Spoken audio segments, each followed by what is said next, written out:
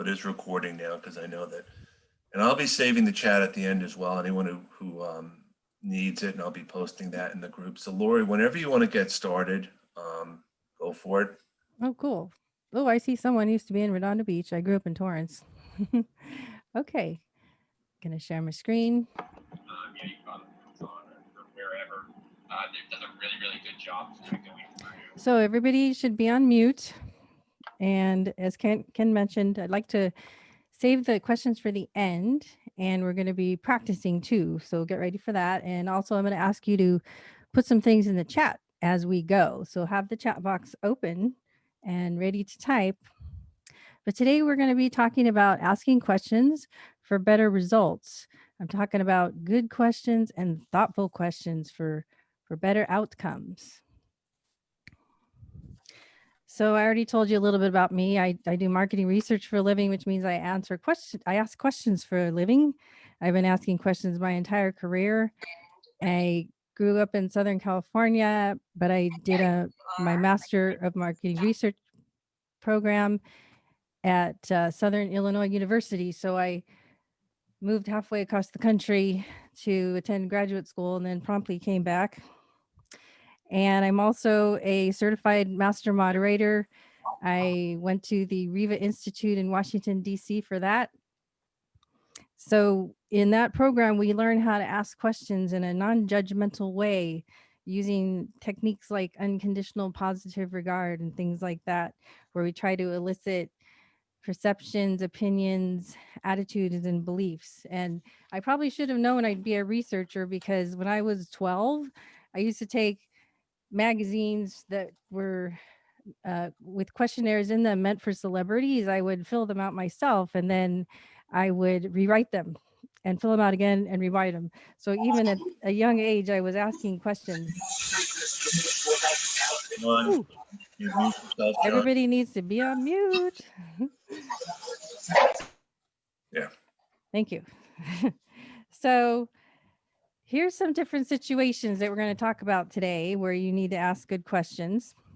I won't talk about market research specifically, but we'll be talking about job interviews, informational chats, negotiations, networking, and really conversations with anyone. So, where did I get my best practices? Well, I read a lot of books, listen to a lot of books, and over the past 2 years, I noticed a pattern in some of these that they all have roots in psychology, sociology, and anthropology. But what they have in common is listening and learning how to listen well and then building empathy. And in order to do those things, you've got to listen and ask a good question. So, whether you want to be a good boss, uh, learn how to be a good boss, you got to develop empathy, like in Radical Candor, or negotiate for a salary, like Women Don't Ask, or in Never Split the Difference, which is probably the best book I've read on negotiating. And you can even learn something from, and that Never Split the Difference was written by a former FBI agent, as was What Everybody Is Saying. Joe Navarro is also written by an FBI agent, and we can learn things that'll help us ask good questions from both of those books. The best book, though, that I'm featuring today is You're Not Listening by Kate Murphy, where she talks about how to be a good listener. She talks about several types of people who she considers are the best listeners in the world. There should And be frozen tortillas downstairs. I can, yeah. One to remind me to. everybody should be on mute. Friendly reminder. And so Kate Murphy highlights several people who are good listeners, and she talks about a CIA agent, a radio producer, a bartender, and a top furniture salesman. And she also highlights the person that wrote this book, Secrets of a Master Moderator, Naomi Henderson, as one of the best listeners in the world. And she trained me. So I've distilled these best practices for good questions. So let's go through them. We have gathering intelligence. So you've got to do your homework, and I've got a whole slide on my go-to ways to do that. You've got to remove judgment, because when you judge or you assume, it kind of clogs your thinking, and instead of listening, you're really thinking about what's next to say. You've got to have a really strong sense of curiosity, which I do as a researcher, which is lucky for me. You also need to be observant because you don't need to just listen with your ears, you got to listen with your eyes. But probably the most important thing on this list is that you listen more than you speak. And Kate Murphy tells us how to be a good listener by highlighting how to be a bad listener. So does this sound like anybody you know? You interrupt, or they respond vaguely or illogically because they weren't really listening. They were just waiting for you to stop talking so they can interject. Or they're looking at their phone or fidgeting around, shifting their feet and drumming their fingers, things like that, making assumptions, assuming that you know better, and also just can't wait to jump in and share your knowledge. I'm sure you know people like that. I don't know how to break it to my husband, but that's him to a T. But listening is really just a mindset that is practiced. It takes genuine curiosity and perceptiveness. It just means that you're open to hearing someone else's experiences and ideas with no expectation, just learning. And we learned in my master moderator class that silence is okay. It's okay to stop, to pause, to let the other person keep talking. And it's very common for a moderator to throw a question out and just wait because somebody will start talking. And that's the idea, is that you just open and you let the person talk. A good listener asks calibrated questions, which is from a different book, which we'll go over. But those are questions that start with what and how instead of why. The entire goal here is to understand someone and build empathy. So we start with a blank canvas.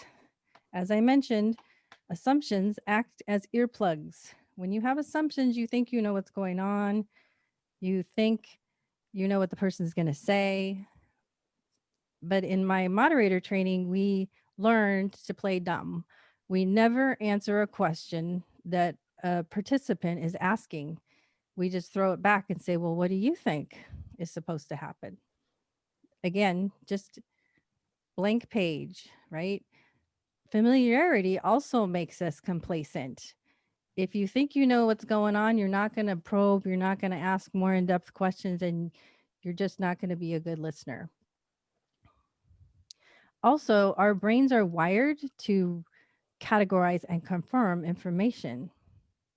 So instead of listening to, in order to do that, you should be listening to just absorb information.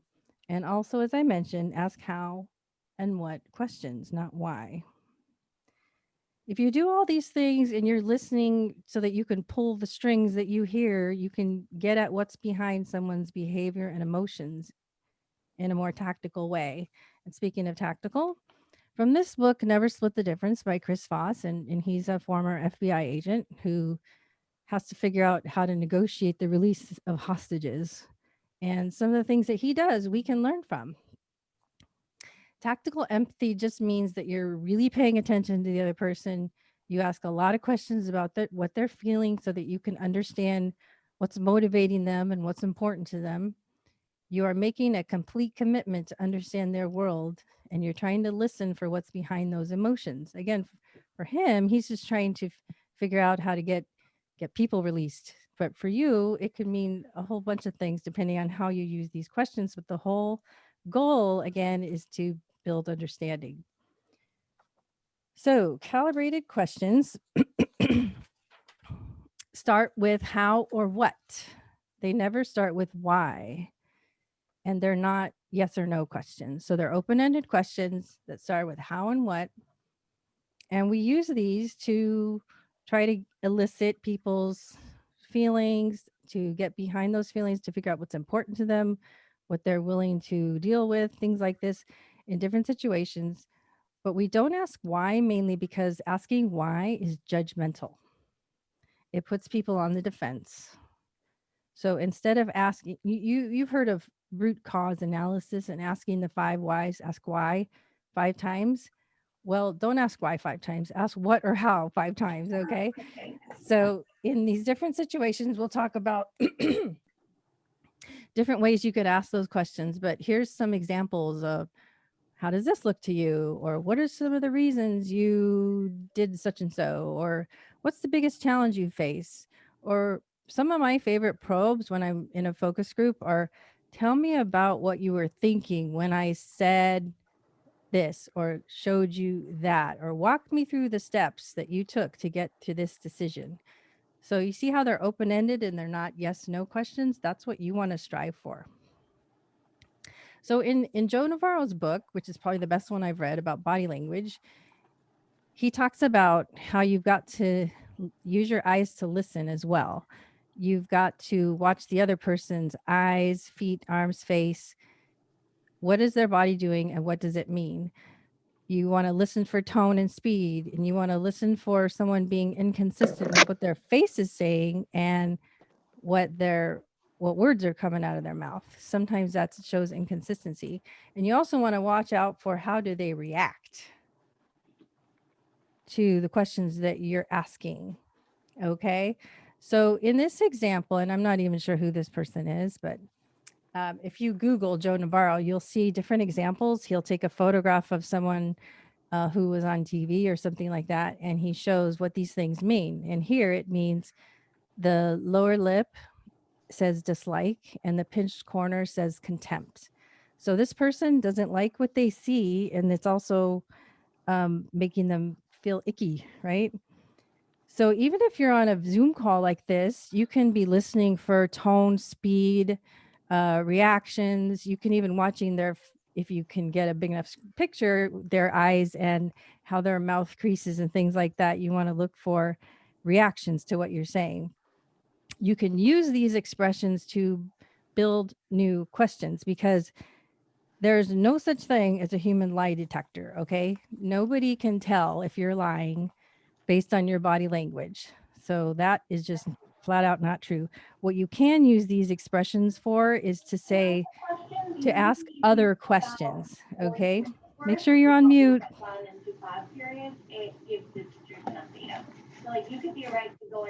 So, sorry, that's really distracting. Okay. The other thing I wanted to say about this is that facial expressions are universal. So no matter what country you live in or what language you speak, facial expressions such as happiness, surprise, fear, anger, disgust, contempt, sadness, these are universal. So when you learn how to recognize these things, you can learn how to ask better questions. So here's my go-to list for doing research. So when I've got a job interview or an informational chat set up, I go to Google, I look at the website, I look at the person's LinkedIn profile, but not just their profile, but what do they comment about? What do they post about? News releases, the news itself. And well, I'll pause for a second. And if you can add to this list, feel free to add it into the chat. What other ways do you gather intelligence? One of my favorite ways, though, is try to be a customer. If it's possible that the product or service that you're talking to the person about, especially in a job interview, if you can be a customer, if you can go through that experience, do it. And then you've got a story to tell. Social media, yes. I look at Facebook, Instagram, Twitter. You could talk to people in your network to see if they've tried whatever product or service it is. Glassdoor, absolutely. Reviews on Amazon, Yelp, depending on if it's a product. If it's a company, absolutely Glassdoor would work. So you need to do your homework. This is what I mean. Gather that intel. Okay, so we're going to go through some different situations and asking good questions in those situations. Then we're going to have Q&A, and then you're going to get a chance to practice. So up first, job interview. You've done your intel, right? Let's make sure we're prepared and come up with at least 3 good questions before you walk in. And if you're talking to the HR person first, you've got that 15 to 20 minute screening interview, you may want to ask something really general like, tell me about the culture fit, who fits in here, or what are your favorite things about working here, right? Those are some really general questions that you can ask the HR person. But if you're in an interview with a hiring manager, you need to be way more in depth than that. And it needs to be based on all of the research that you've done. So here's some examples. So remember, we don't want to ask why and we don't want to ask yes, no. So why did you want to work here is judgmental, right? What brought you to this company is a better way to ask the very same thing. Did you find any surprises after coming to work here? What's the matter with that one? It's a yes, no question. So instead of that, ask what surprised you after you were here a few months? And you could show off what you learned by doing all your research and say, I saw in the news that such and so happened. Did that affect you in any way? Well, they're probably going to answer the question anyway, but that's a yes, no question, right? So instead of that, say, I read that XYZ happened. How does that impact you? Or I'm a super curious person and I want to know, what does the org chart look like, especially with a market research function. It's very important where it sits. So I can't just ask, can I see an org chart, right? So instead, how is this group organized? And sometimes I even say, can you help me draw a picture? Because I need that. And even though you want to know if that manager is a micromanager, you're never going to ask that, right? What kind of manager are you? Nope, nope, nope. Ask, what are some of the ways you coach and mentor new employees? So are you getting the idea? So don't ask a yes, no question and don't start with why. So you've got an informational interview. Don't blow it. You got to prepare and you got to practice. So do your research, check that person's profile, look for details about their education and experience, check out the news of their company, get your 2 to 3 questions ready because that's probably all you have time to ask. If you've got 20 or 30 minutes, always tell the person why you asked them to chat and what questions you want to ask up front. I think they really appreciate that. Never exceed the time slot and always follow up. So I had an informational chat with somebody who I identified by looking at their LinkedIn profile, and I was very fortunate to get on their calendar. So I told the person up front, here's the 3 questions I want to ask. I'm curious about what your company is telling you at the work in the work from home environment. Are you being supported? Can you tell me about how you transition from this type of research to that type of research? And can you tell me what resources I can use to bolster this gap that I have in my profile? So I told her what I wanted up front. We had the conversation and we were even done in 25 minutes and I gave her 5 minutes back. So be prepared and tell them what you want. Now, salary negotiation, I will just caveat by saying I'm not the expert here, but this is what these 2 books, what the consensus is. So if you have other philosophies or things that worked for you, feel free to put it in the chat. But this is what these books say. First and foremost, do your research, know the salaries for your position, for your region of the country, for your industry, and your level of experience. You absolutely have to know that. Try to hold out giving a number if you can. But if you are asked to give a number, give a ballpark or a range. In one of the books, I think it's Never Split the Difference, it's been proven that when you have a really high end on the range, you end up with a higher salary. So it behooves you to make that a big one. So if I'm expecting a range about 140 to 150,000 a year, I'm going to say, well, for this position, I'm thinking what I've read and where I got this from is Quark's salary review is between 120 and 160. So I put the high end really high to help me get the most salary. And I just stated why that range was appropriate. Also, in the negotiations, try never to say no. Ask more questions. Ask about other compensation, other things that might be part of that package. One lesson, though, especially for the ladies from Women Don't Ask, is that you've got to ask. There's always anywhere from 5 to 15% more than what you've been offered first. They're expecting you to negotiate, and you need to negotiate. The reason that one of the strongest reasons that women make less money is that they start out not negotiating and they spend their whole life not negotiating. And so you need to negotiate.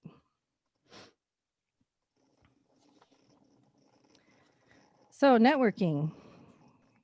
We were having a chat about this before we started, and I can tell you, and you may be surprised, but I am an introvert, and networking things give me anxiety. So here's some of the things that I do to try and help the situation. And here's a couple of books that if you haven't read, Introvert Advantage or Quiet, they'll help you with some strategies and help you feel better about yourself because you do have a contribution even as an introvert.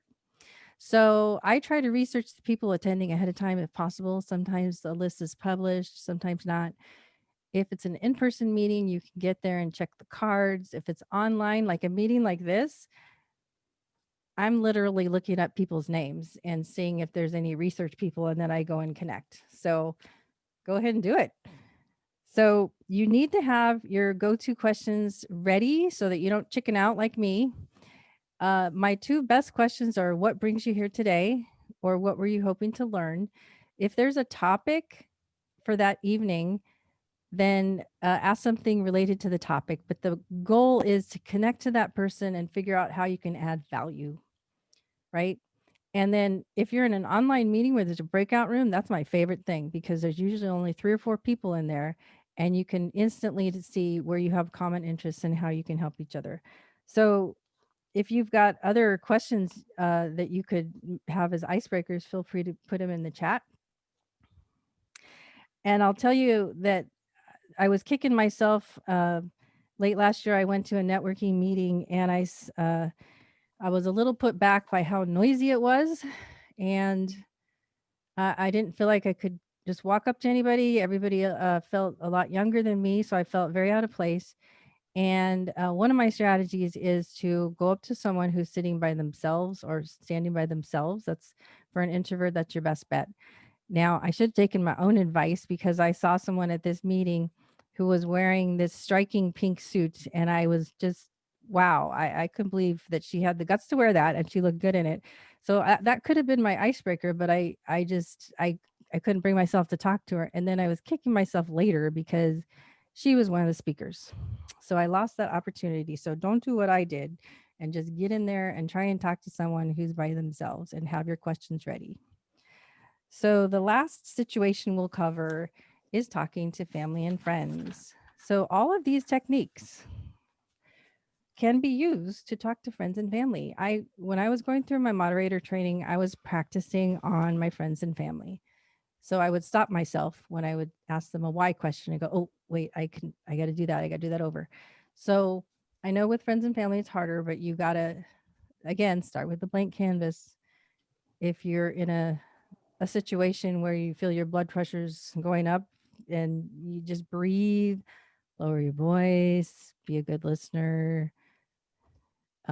Here's an example. When I was going through my training, I used to ask my kids who are elementary school age, how was your day? Even though that's a how question, it's not a really good one because what do they say? Fine. And they don't say anything else. So then I started getting creative with my what and how questions. You know, what made you laugh today? Or was there something crazy that happened today? Or what's one thing you learned today? Or, you know, you got to get creative. But I can imagine I'm going to use these questions later when they become teenagers and they come home and miss curfew. So I'll probably be asking, I'll probably be telling them, let's talk about it tomorrow, first of all, so that we can all cool off. And I would probably ask it in a way that helps me understand what they're thinking. So tell me about what happened last night, or tell me about the steps that led to you not making it home when we agreed upon, or what was going on in your head when you knew you were going to be late. So do you see what I'm saying? You got to fan it out and try and get at what they were thinking. And it does take practice. So I'm going to take questions now and then we are going to practice. So I'm going to show you a little bit of the slide next is think of your how or what question. You want to sort of raise your hand in the chat. Ken's going to call on you or I will. And you're going to get in. We'll have to take turns because I mean, there's multiple screens here. We may have to go back and forth. Okay. So we'll take questions now.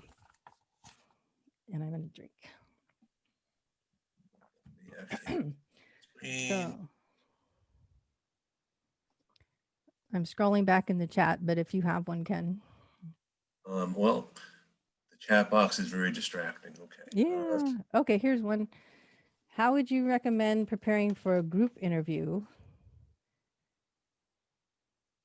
I assume you mean there's a panel of people. Yes. Okay. I wouldn't prepare any differently. I think I've only been in one group interview, and it is pretty intimidating. And we were sitting at a very small table, so it was super intimidating. But I would just prepare in the same exact way. And maybe if you know it's a group interview ahead of time, try and get the names of all of the people. You should be able to ask for the names of the people you're going to see, and get their emails as well.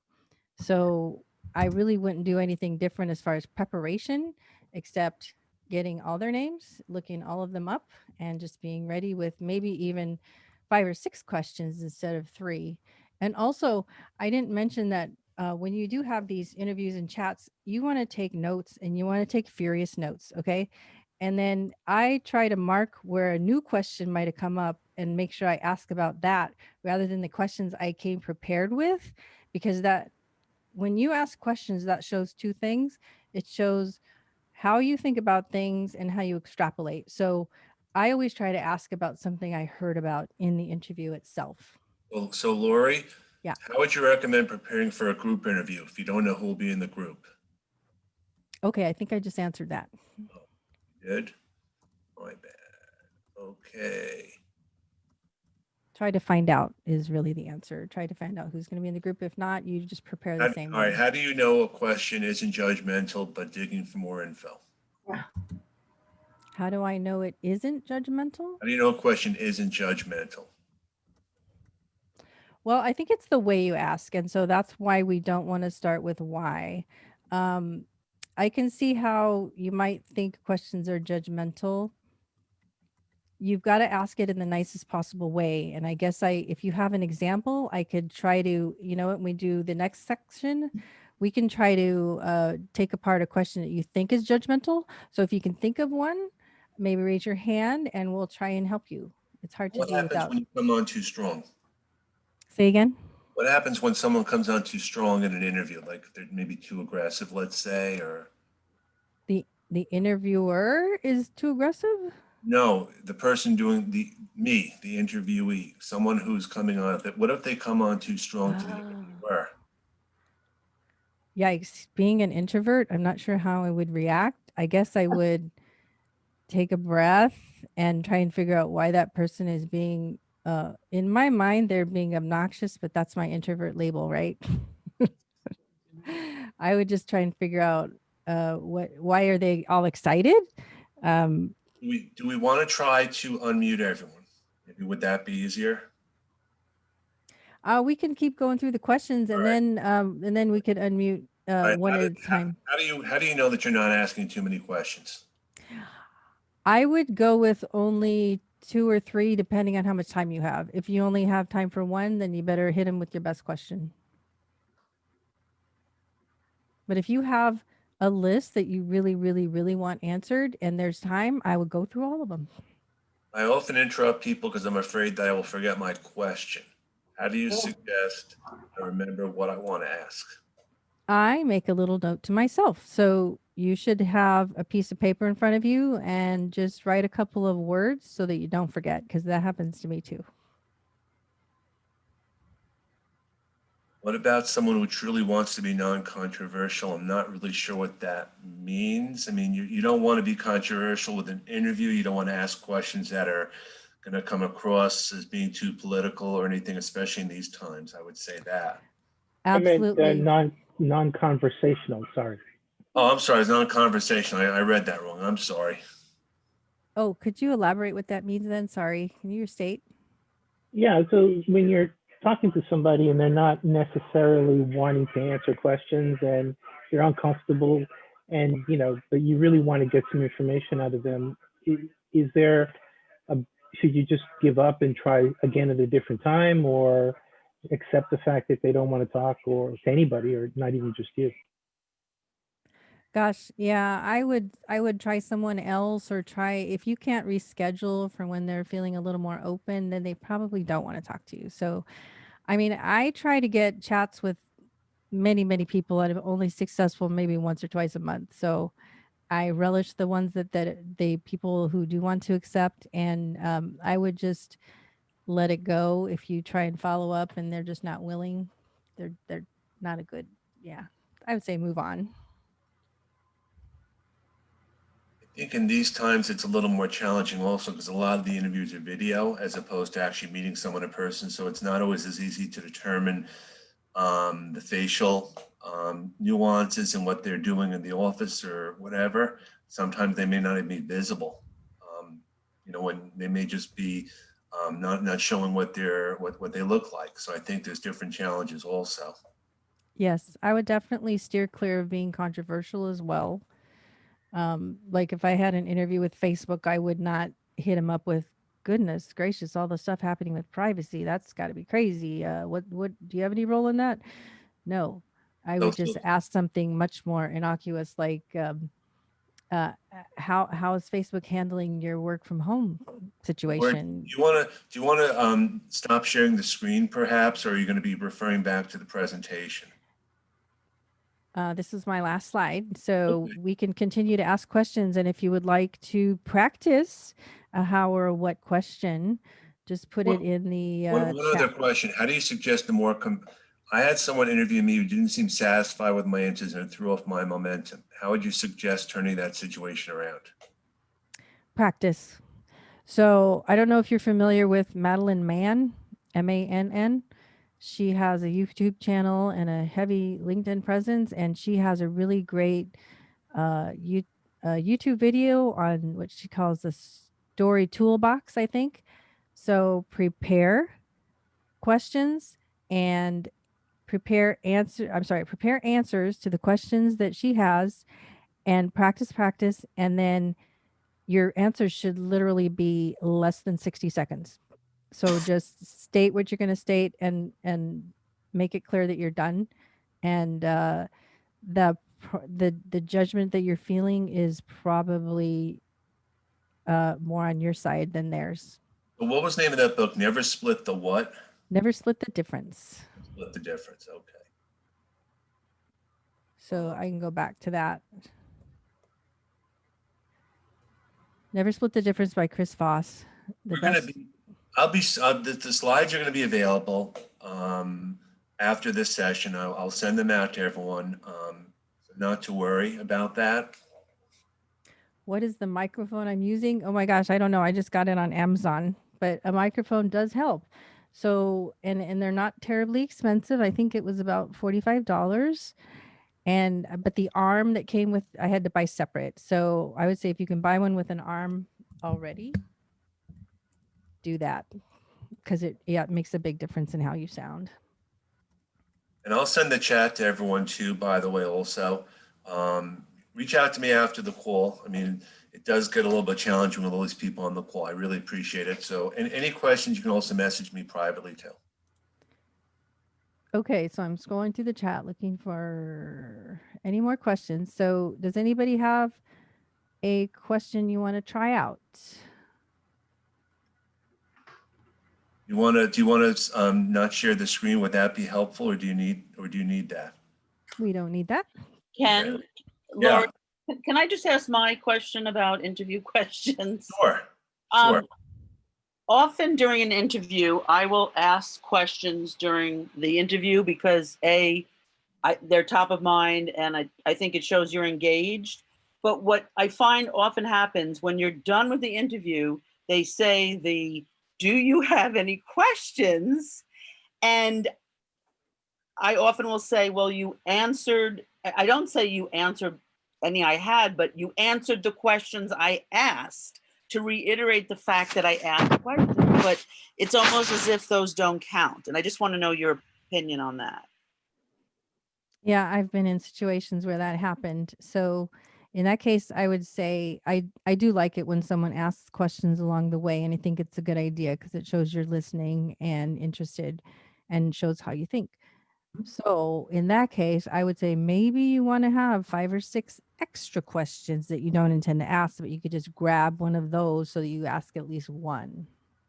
Okay, I've done that, but the question is, I want it, do you get credit?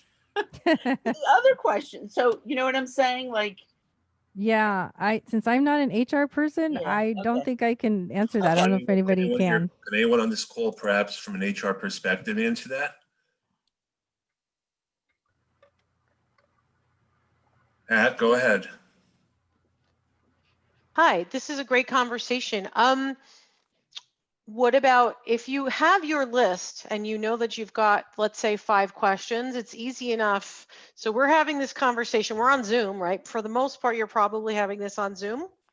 So if you're on Zoom, you've got your accomplishment sheet in front of you and you've got your questions. They should be on the screen kind of underneath. So the person, right, Lori? So the person who you're talking to is up at the center. And then you've got your cheat sheet of your questions and your accomplishments to make sure you cross-check things in front of you and you still will look like you're speaking with them, right, Lori? So you got that covered.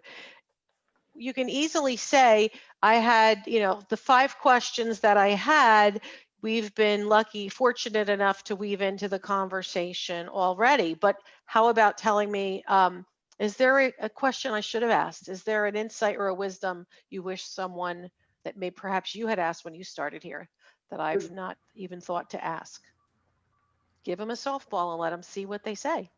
That's a good Thank- question, as long as it's not a yes, no, which that was. I'd Well, also what add would be the to that, question? Okay, what would be the question I forgot to ask? There Then you it's not go. then it's not a yes, no. There you Gotcha. go. Thank you for Perfect. correcting me. I would add to that. That's a great question, Pat. The other thing I would add is, what else do you need to know that you haven't heard from me in our conversation? What do you need to know about me that you haven't heard that you need to make a decision? Yes, I've heard that Madeline Mann has some questions like that turn it around and ask something about you is a good closer. So years ago, someone suggested, and they were an HR person, even though I am not an HR person. They said, what can I do to ensure I'm a final candidate for this role? Again, I'm not an HR person, but that does sound a little bit confronty to me. Oh, that's good. That's But true. there's probably some nicer ways to ask that and still get to the answer that you want. So that might be some homework for me. But Hey, Lori, this is Don Frugis. By the way, anybody that wants this, you want to contact me, donfrugis@gmail.com. These are it's 10 interview questions job seekers must ask. Okay, I think I might have got this from Alex. It's from IT Business Edge. So anyway, it's got a lot of good questions on there that you might want to answer or ask during the interview. However, to answer that person's question, so the interview ends, and I've been in this situation, you've asked questions, they've answered, you're at the end of the interview, what do you ask? Okay, so let me give you 2 on here that might be pertinent. Where are you in the hiring process? What's our next step is number 1. And number 2, and I used this in an interview with Benjamin Moore. Now that we had a chance to talk, how does my background measure up to the requirements of the job to other candidates? I asked that question in an interview with Benjamin Moore, and the guy said, yeah, you're really good. However, we have an internal candidate. And as soon as he said, we have an internal candidate, I knew I lost the job because I wasn't a perfect match for what they were looking for. I came from the consumer side of paint and coatings. They were looking for somebody from the commercial side of paint and coatings. So I knew right then and there, I lost the job. But I have this list of 10 questions. I also have a list of 50 behavioral questions. If anybody wants to contact me, I'd be glad to share. That's great, Don. Thanks. that is great. And so those are the kinds of things you want to practice and practice saying it so that you don't need notes and also that you keep your answers within 60 seconds. Is there any questions that we didn't get to in the chat? I'm trying to read and I'm trying to pay attention. What is that book again? Never Split? Split the Difference, Never Split the Difference by Chris Voss, Voss. Okay, great. Also, I write a book review almost every week on LinkedIn, and I wrote one on that. If you look back at my profile, I use the hashtag books, and I've written not a review, but it's more like a summary and what I got out of it almost every week.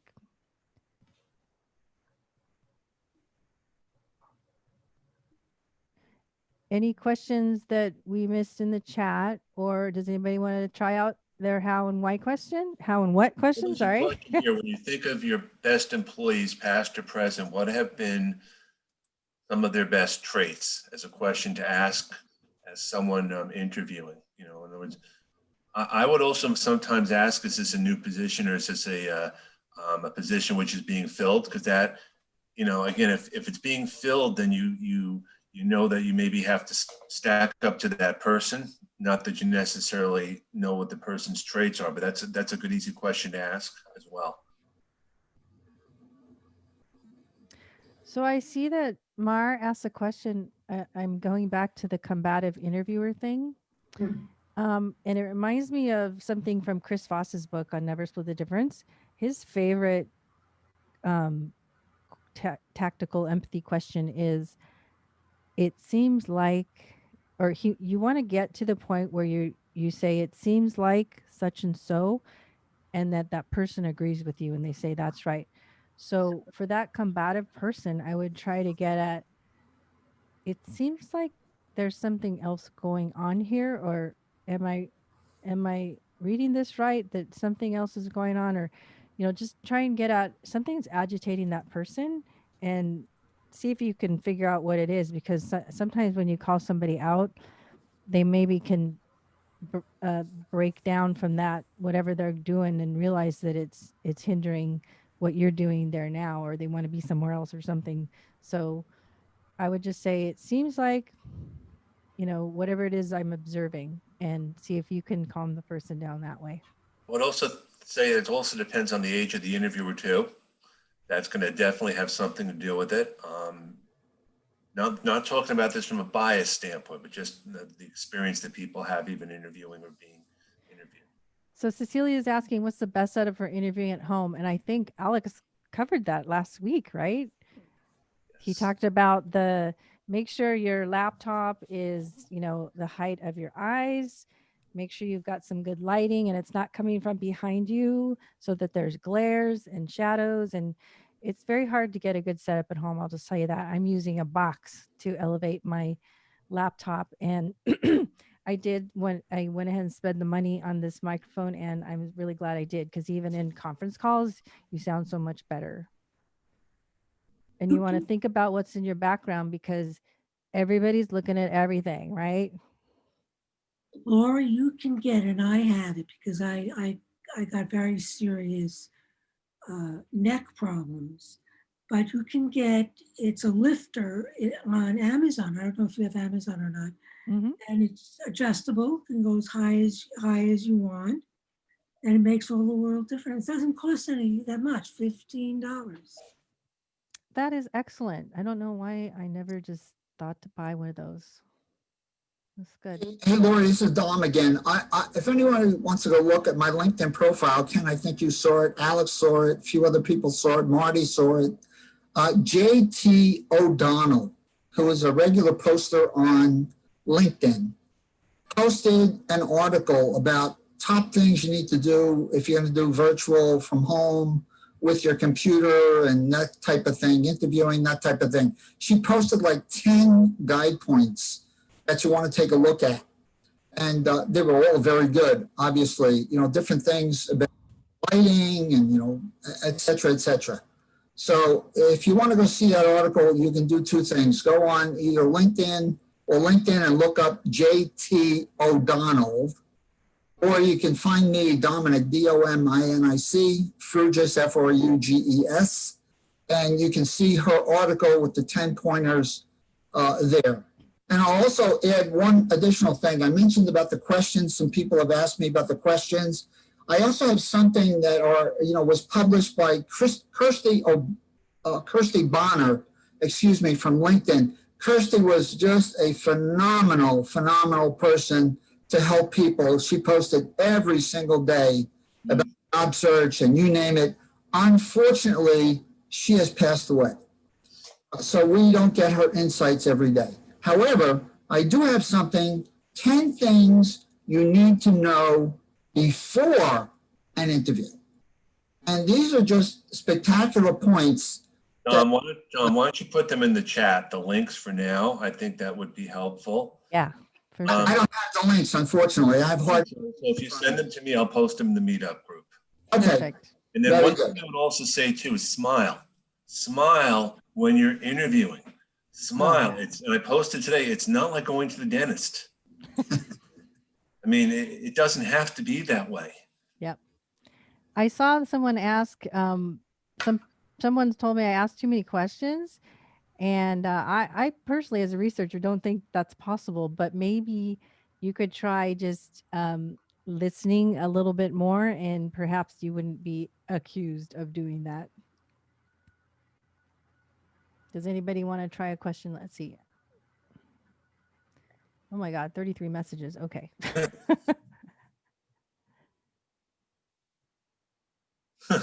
Okay. If we missed your question in the chat, feel free to ask it. Lori put her LinkedIn URL in the chat also. So if there's any questions after, I would definitely recommend following up with her too. We're going to try to get to as many as we can. Sure. Yes, and I would strongly recommend that Story Toolbox video from Madeline Mann. You can go to YouTube or just Google search. She gives you a good outline of how to come up with the questions, how to answer them, how to practice. And that's probably the best prep you can do to get ready for a job interview. I mean, the other issue that does come up with Alexandra put up is, you ask for the amount and they won't tell you until you give them the amount that the client's willing to pay. And it's a whole negotiation process. And it's a catch-22 because they want to know, sometimes they want to make as much money as possible. So at the same time, I mean, and that's a different situation entirely. I mean, just because they ask the question doesn't mean you have to answer it. It's like when they ask you for references in the beginning. I'm not going to give you references until we get to the place that we're actually having a conversation in more detail.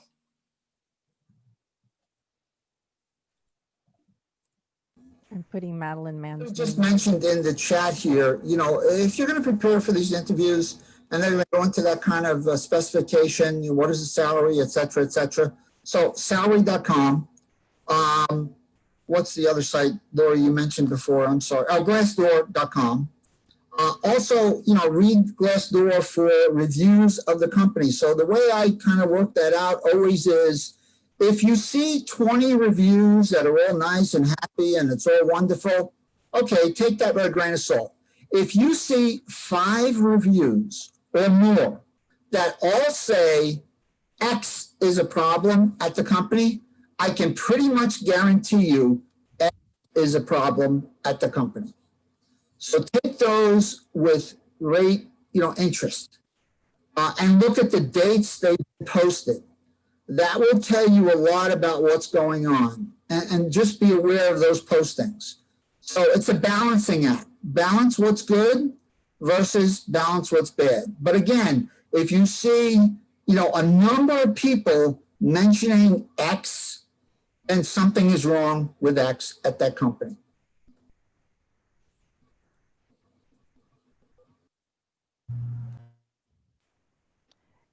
When a recruiter asks about salary, can you say what's budgeted? You can try. Again, it's when you're negotiating, it's like, who's going to name something first, right? Well, and that's why you have to do your research. So if they insist, I would just say, well, based on what I read in my marketing research salary survey, it says, and I know from my last position that it's right on. So the range is this.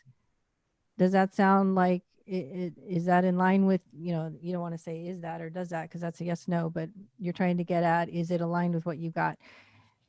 There really should be no surprises because they're looking at the same salary surveys, right? Yeah, but on that situation, look, you have to know what your salary, what you're looking for. And what you should do, the number that you want, the lowest you should have will be, the lowest part of the range, so to speak. Okay. Make sure, because when somebody puts out a range, if I'm going to say 160,000 to 190,000, right away in my mind, that means, okay, I'm going to pay 160,000. Forget about the high range. All right. So just be careful when you give that out, that you're going to be satisfied with whatever your low range is going to be. All right. To come back to what Ken said about references, yeah, you try to hold the references until the end, okay, until something else is on the table to give you references. But once you give your references, what I recommend you do, tell the person you give the references to, look, I'm going to give you my references, but I need 24 hours so I could contact my references and let them know that you will call them, because I want to make sure that they will take your call. And then in the meantime, in that 24 hours, contact your references, tell them who will probably be calling them and why, what you have put out there as to your qualifications for the job. You want to guide your references to back up what you have told the potential employer.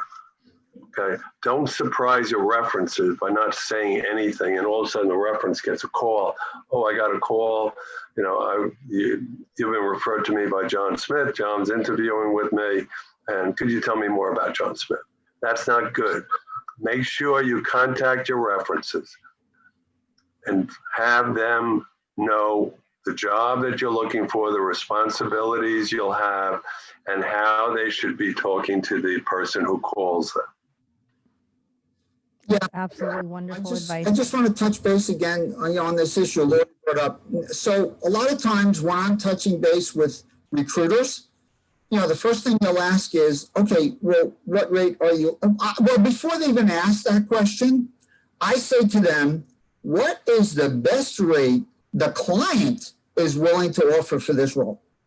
And then they'll, maybe hesitate. Well, what rate are you looking for? No, and I have to be firm. You have to be firm. No, you're dealing with the client. What is the best rate the client is willing to offer for this role? And you have to be firm. Because if you're not firm, they're going to swallow you up. They're going to demand a number from you, and you're going to not know where anything is. So you need to be firm with them, and you need to find out from them, okay, what is the range? If they give you the range, then you can decide where you want to be. The other part of this in negotiation of salary, many times in our mind is what the dollar is going to be. You have to look at the whole compensation package. You have to look what else is going to be included. Are they going to pay your hospitalization or your medical in total? Are they only going to pay 10%? What's in the package? What's your PTO time? There are a lot of non-dollars, so to speak, that you have to consider, because in the negotiation, if they're firm on dollars, there are other things that you can extract for to hire you. Let's say an extra week of vacation that they could give you. Also, some things they could pay you professional dues, whatever. So look, the main part, yes, is the dollar amount of your salary, but don't lose sight of the other non-cash benefits that you should be negotiating with. All right, Lori, do you have any other questions or anything? Yeah, I picked up a couple things off the chat that I wanted to cover since we have 5 minutes left. There's someone, sorry, I scrolled past it, put in about asking about competitors. I would just caution asking about competitors in an interview, because that should be part of your research, okay? If somebody said that to me, I would be like, whoa, dude, you should know that, because that's out there, right?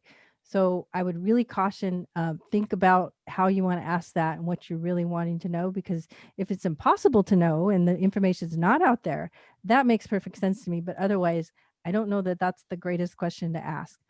The other thing I see here is about follow-up. And again, I'm not an HR person, but what I've learned from Madeline Mann is that you want to keep following up every 3 to 5 days and just keep doing it, because you're not bugging them.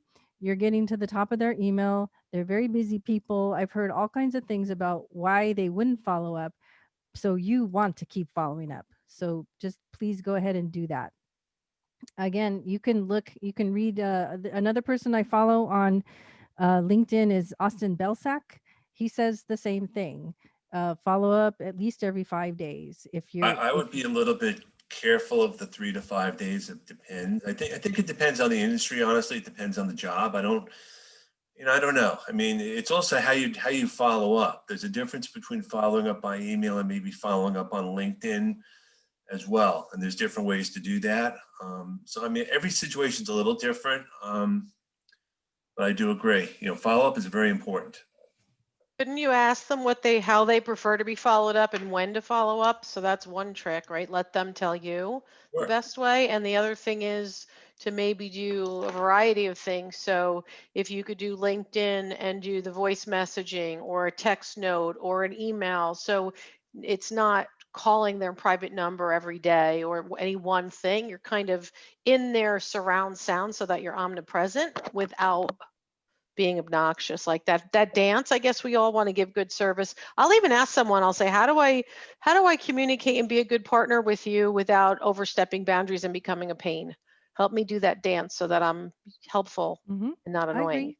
I think it depends on the perspective. So I would just kindly suggest you look at Austin Belsack and Madeline Mann's materials, and they're both HR people. And I think that you can decide for yourself. But if you're talking about the HR person specifically about a job interview, every 5 days is what they recommend. I'm not saying I do, but that's what they recommend.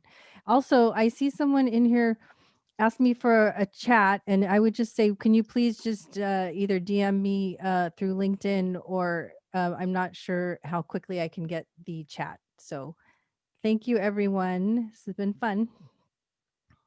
Thank you, Lori, for being part of this. You're not an introvert. Yes, I am. Well, we were kind to you. We'll put it that way. So next week we have Abby Kohut coming back by popular demand. It'll be an open session. So looking forward to that. Thanks everyone for coming today. Appreciate Thank you, it. Lori. Good job, Lori. Thank you. And thank you, Ken, for co-hosting. Sure. Always happy to do it. It's the least I can do. Thank you. Thank you, Lori. It was great. Thank you. Thank you. Thank you very much. Thank you, Lori. Thank you, Lori. Thank you. Thank you, Lori and Ken. Thank you. Thank you, Ken, for this wonderful group. Thank you, Lori and Ken. You're welcome. You're welcome. Let's Thank try you to- very much. See you guys. Have a great week, everybody. Yeah. You too. Yeah. Thanks. Trying to save the chat. All right. Thanks, Ken. Thank you. Hey, Ken. I'm still here. Oh, there you are. Hey, Ken. Just briefly, I got here halfway through. This was my first one. So this is a weekly 1 to 2 o'clock This is the LinkedIn weekly thing. 2 o'clock thing. I save the recordings just for the most part, and I send them out. We do this every week with different speakers. It's really great. I mean, it's a great group. I mean, we have a really good time and get a lot of information out. Excellent. Yeah, Abby Kohut will be great. Super. Good. Thank you very much. Hey, Ken, thanks. It was great. Great. Thanks. My first one too, so Thanks for coming. I didn't wear white. Yeah, thanks. By the way, for those of you who are left, PSG of Morris County will have Amy Warner from iCIMS. You know, they produce the software, but Amy is head of recruiting there. So it's the other side of the table on the corporate side. Wait a minute. They're one of the ATS folks, aren't they? They certainly are. Oh, So that's you'll have just- some